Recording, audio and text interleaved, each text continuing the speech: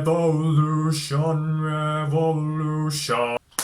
What's up everyone, it is Anthony, back at it again with another Toku video for you.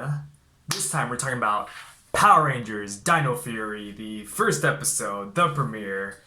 It's here, so let's talk about it. If you like Power Rangers, or if you like any other kind of nerd stuff, please subscribe, hit that notification bell, and share this video with all your friends and family.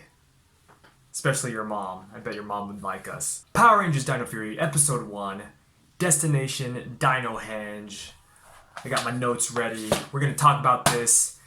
Overall, it was a very good episode. Very good premiere. I was pretty impressed, honestly. I think I enjoyed it more than the Beast Morphers premiere, to be honest. First off, it starts off with the theme song, which got a lot of hate on the internet for some reason. I don't know. I liked it. I actually really liked it. I got it stuck in my head. Little dee. I like that. That part's.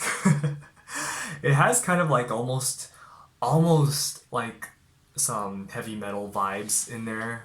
Some metalcore in there. They got the double bass going at one part. If you listen to it with headphones, you could definitely hear that bass. It's pretty nice. It's pretty nice.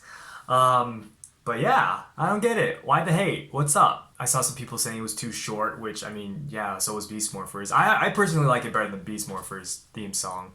I also heard it was kind of, I mean, not a lot of lyrics, kind of generic. I mean, it doesn't need to have a lot of lyrics to be good. It really doesn't. It's you know, it's good short tune, you know. It would have been nice if it was like a full theme, sure, but no, it's good, it's solid, I like it. So, Destination Dinohenge, we are introduced first to Amelia, the first ranger we are introduced to, our pink ranger for the next 2 years.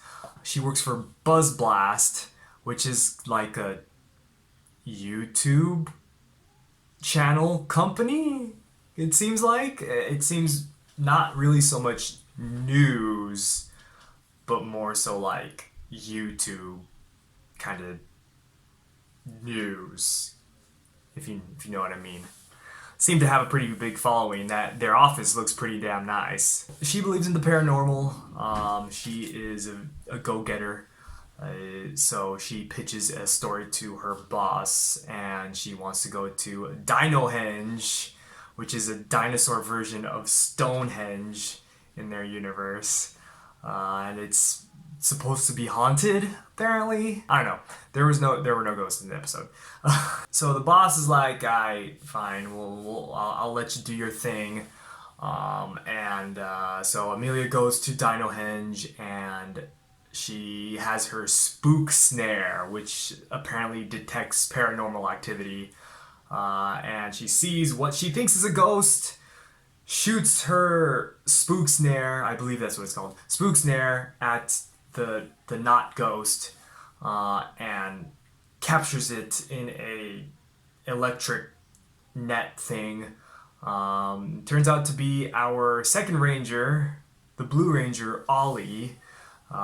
He's kind of our sarcastic, kind of know-it-all-y. I realized what I said there. Know-it-all-y, Ollie, because that's his name. Alright, well, and he's more of a rational thinker. He doesn't believe in the paranormal like Amelia does, but we'll get more into that later. Just in this one scene, you could really see their personalities. You pretty much know what these characters are going to kind of be like, which is nice, which is really good to see. It's good to see some strong personalities in these characters. Ollie is actually headed to Dinohenge too. Amelia has a map. They both go together. And he actually introduces himself, which is also a kind of a nice touch. He's kind of like almost reluctant to be like, he's like I'm Ollie, I guess. Like, he's trying to be nice because she's showing him the way to Dinohenge, which, you know, that I like that. That's a little nice touch. At Dinohenge, there they meet Ollie's mom, who's an archaeologist who has some tech somehow to kind of research about Dinohenge and whatnot, and she has like this drone thing, and this drone thing, she activates it and it flies up in the air and it does this little ray thing, and it kind of activates the statues, the dinosaur statues. Their eyes glow and there's an earthquake and it's all, you know, weird and stuff. And she discovers that there is a chamber below them. Ooh, chamber. So that's exciting. But then the park ranger, warden, whatever, the park ranger, very annoying dude, comes and ruins their moment. Yeah, he's just, I don't know if he's going to be a reoccurring character, or maybe he will, probably. Didn't like him here, so whatever, get him out of here. He takes Ollie's mom to the park HQ to file some paperwork because they weren't allowed to be there, apparently, whatever. So Ollie and Amelia have a talk about ghosts and how Ollie's a more rational thinker, and Amelia believes in the paranormal, and they kind of have a little argument there. That was also kind of an interesting dynamic to see. Then freaking Void Knight, the American version of Geisorg, just drops by. I guess he detected that the dinosaur statues were activated. I don't know. He must have sensed that they were kind of activated in a way. The one thing that I found weird here was that Amelia and Ollie, neither of them didn't say anything about Void Knight. They saw Void Knight. They didn't say anything about him. Void Knight uses his sword and makes a hole in the ground, and he has his little detector laser thing, and he's trying to find this energy source, and he goes underground, and then Ollie and Amelia mention nothing about Void Knight. They're not like, oh, who's that? Like, oh, what is he? Who is he? Like, they don't say anything about him. They're just like, they just look at the hole in the ground, and they're like, and Amelia's just like, let's go down there. What are you scared? Like, what? They didn't, like, they're not wondering who this guy is. This guy, like, do they just see purple armored beings out and about? Like, I was like, they just say something to be like, who's that? What's that? Or, you know, it's just one little line and make it more believable. Jeez. I know Power Rangers exists in this universe, like, they are aware of what a Power Ranger is, but, like, at the same time, like, they should still question who this person is, right? I mean, that would make sense. By the way, Void Knight is voiced by the person who played Daishi, so I could definitely hear it in his voice. I could hear that Daishi-ness in his voice, which is pretty cool. But yeah, it's kind of cool to have him back again as a main villain. And it seems like Void Knight is the head villain. He's the main villain, like the leader villain of the season, it seems like. Not Boom Tower, which we didn't see this episode. So Amelia and Ollie go underground and they see the chamber. And again, not freaked out by the statues, the what are they called? The henchmen. Sorry, I got my notes here. The henchmen, which is a cool name, pretty appropriate. Henchmen, or Dinohenge, henchmen. That's pretty cool. But they didn't freak out about them. I know they're like statues or whatever, or they're like frozen or whatever, but they didn't freak out about them again. So whatever. They're brave, I guess. I don't know. Void Knight is roaming around, trying to find this energy source, and then Zolan, I couldn't really catch the name, but their dinosaur ally is found, and Void Knight and Zolan have a back and forth, and she reveals Zato, the Red Ranger, who is in the stasis pod. Seems like he's been in kind of a, like a slumber for 65 million years. So Solon is about to be killed by Void Knight, but then Ollie and Amelia save her, which is a very, again, they're very brave teenagers. And she has a key, what are they called? Power keys? The Dino Fury power keys, I believe is what it's called. She has a key. She throws the key meant to be for Ollie to put in the sword that he grabbed to save her, but then Void Knight grabs it and puts it in his sword, and he says, I wrote it down, he says, "A new toy. I'll enjoy this." Which made me laugh because it's like, yes, these are toys, and I have these toys in Japan, here in Japan. So that's, I chuckled at that. I was like, yeah, that's for the collectors. And so he activates the key into sword and awakens the henchmen, and now the henchmen work for him. That is pretty cool. I guess the henchmen originally worked for the Rangers, the old Rangers, I guess. They were on the good side, but now they're evil, which is so sick. That is like, that's awesome. That's such a cool kind of idea that they had. So Ollie and Amelia have to fight the henchmen, and they mentioned that, well, Amelia has 3 years of experience of karate, and Ollie also has 3 years experience of karate, but also 6 years of fencing. That's cool. That's good. It's perfect for Dino Fury, since they're Dino Night themed. After fighting the henchmen without powers for a while, they end up gaining powers. Their swords glow their respective colors, and they're like, oh, what's happening? Oh, now they question things. They're like, oh, what's happening? And the morphers appear on their wrists. Yeah, that's a cool moment. The music here is so sick. That is awesome.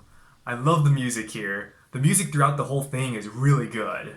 The soundtrack, I love it. Keep it up. So Solon, whatever her name is, she has the pink and blue power keys, and she didn't learn her lesson the first time and still throws them at the Rangers. Luckily for them, it works out, and Ollie and Amelia catch their respective keys, put them in the morpher grid appears above them, and they transform into the pink and blue Dino Fury Rangers. They kind of make a comment about, like, Amelia says, like, oh, what else do we get? We're Power Rangers, what else do we get? We have all this cool stuff, what else do we get? And Ollie's like, well, if you watch the news, Zords. So, like, yes, it's Power Rangers is a known thing, which is a nice thing to see. There's continuity here. So Void Knight finds the Sporix. So I was going to say Sproix. Sporix. This is the energy source that he's been trying to find. And he takes the chest. The dinosaur ally, Solon, finally is able to awaken Zato, the Red Ranger, and he's just like, whoa, what's happening? But he's still very quick. He's still very quick to, like, destroy his once fellow henchman. So he's very quick to act, which is a nice thing to see, especially as a Red Ranger. But he's, at the same time, he's still like, oh, what's up? What's going on? So the Red Ranger and Void Knight fight. Void Knight drops his sensor, the detector beam thing that he had, that I'm sure is going to be a plot point at some point, maybe next episode, I'm not sure. And Zato actually makes a comment about Void Knight's armor, which I thought was very interesting. He's like, where'd you find that armor? Maybe it's part of the Dino Fury arsenal. Maybe it was meant for someone else, or there's a person in the armor, which is interesting. It makes you wonder, like, who's in the armor? What's his significance? What's his role in all this? It's kind of interesting. So it opens up a lot of possibilities, definitely. And Zato has a trick up his sleeve.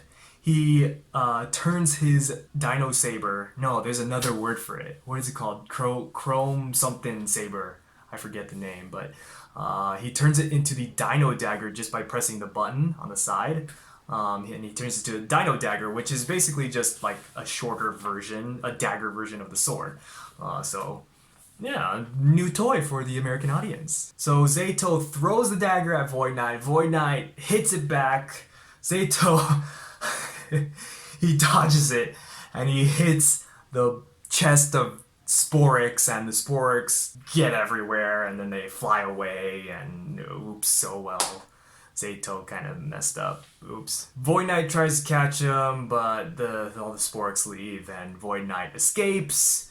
The Dino Fury Rangers aren't able to catch him, and just outside the chamber, Void Knight sees that there is one Sporix that is that is hatching. It hatches and it becomes one of the monsters, and for some reason, that monster just complies with Void Knight and is willing to work with him. I don't know how that works, but nonetheless, they're going to work together and they're gonna mess stuff up, and they're gonna and then they leave. They teleport somewhere. Oh yeah, they teleport to go find the other Sporks. That's what they said. Yeah. So all the Rangers demorph, and their morphers actually become communicators, the new communicators of the season, and they see that Zato is an alien, not a ghost, but an alien. So maybe like it would have been, I don't know. I feel like it would have been better if Amelia believed in aliens instead of ghosts, because then she could have been like, aliens are real, but then like no, but then they know that Power Rangers exist, and so that means aliens do exist too. I don't know. Never mind. Maybe the ghost thing will be I don't know. Maybe it will be mentioned later. The ghost thing, or maybe not. I don't know. So Zato is from Rafcon. He is an extraterrestrial who can read minds. Interesting. He automatically knows who Ollie and Amelia are. And then he also introduces his dinosaur ally, and apparently Zolan is a cyborg dinosaur who was badly injured in the battle, which Zato explains. So basically, the whole backstory is Zato. His home planet of Rafcon was attacked by the Sporix, who transformed into these monsters. And he led the Knights of Rafcon to battle these Sporix, but it doesn't go well. There were a few survivors, but the Sporix they still wanted more destruction, so they leave Rafcon and they go to Earth. Rafcon, the Knights of Rafcon follow them to Earth. And they fight with the dinosaurs. I don't know how they're able to. I guess they can read the minds of the dinosaurs, so they were able to work with the dinosaurs to fight the Sporix. I guess, I don't know. Zato's just chilling riding a dinosaur. That was pretty cool. The Sporix grow giant, and the Knights are forced to retreat. However, the freaking Morphin Masters appear. What once was a throwaway line back in season 1 of Power Rangers has now become such a relevant and important plot point in the Power Rangers history, in the Power Rangers lexicon. They're a big deal, and even in the Boom comics. But it's nice to see them in Dino Fury. It's interesting. Power Rangers has such a rich timeline, has such a rich history. It's great to see. So the Morphin Masters are ageless beings with untold power. If they have such incredible power, why don't they just fight villains themselves? Why are they making other people do it? Also, another point that I thought was interesting is Zato has heard of the Morphin Grid before, so this is a big deal throughout the entire universe.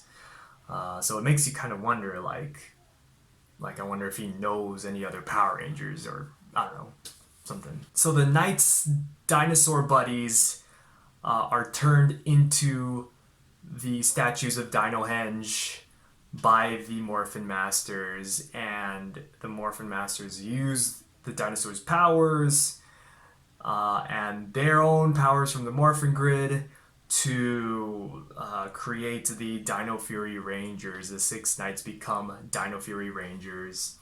And the Morphin Masters tell them that their duty is to fight the Sporix to save Earth. But Zeto's like, but they're so big, what do we do, dude? Like, come on, man. And so the Morphin Masters give them weapons beyond belief, or no, not that's not the way they said. Mighty weapons. They made them mighty weapons to fight the Sporix. Also, some things to just kind of mention. Gold is there. The Gold Ranger is there. You can kind of see him in the back, just like, hey, I'm here. So he's there, which is interesting. Have we seen a 6th Ranger in the first episode of the season? Let me know in the comments if we have. Also, Green has a skirt. At least this is the old Green. I don't think the new Green will have a skirt, I'm pretty sure. But yeah, she has a skirt. Interesting touch, I like it. So Zeto continues to explain that they did capture all the Sporix, however, his teammates were lost. I'd like to see his teammates come back though. That would be really cool if they came back and, I don't know, they took over the Dino Fury powers again, and they kind of decommissioned the new Rangers for a little while or something. Kind of almost like a once a Ranger kind of thing. But, instead of the Dino Fury Rangers just giving up so easily and they, want to continue fighting or something. I don't know. I'd like to see the Knights come back. That would be really sick. Kind of like Cruise Soldier. And it was impossible for them to destroy the Sporix. That's interesting. I wonder if it's like completely impossible to do it, or if there is a way and they just haven't figured it out yet. That could be an interesting plot point that they can touch on. So it seems like they don't know who Void Knight is. So it seems like he's a fairly new villain. Maybe he hasn't been around for the 65 million years, or maybe he has and they don't know who he is. There's a lot of mystery behind Void Knight, and I'm excited to see what they do with him. So the new Rangers mission is to collect all the Sporix, because they will hatch one by one, and Earth is in danger. They are the only ones who can save it. Zeto mentions that the two newbies need some training, and they're down to train, so I'm sure we'll see some of that in the next episode. So I'm excited to keep watching this show. Like, it got me hooked. That first episode was really good.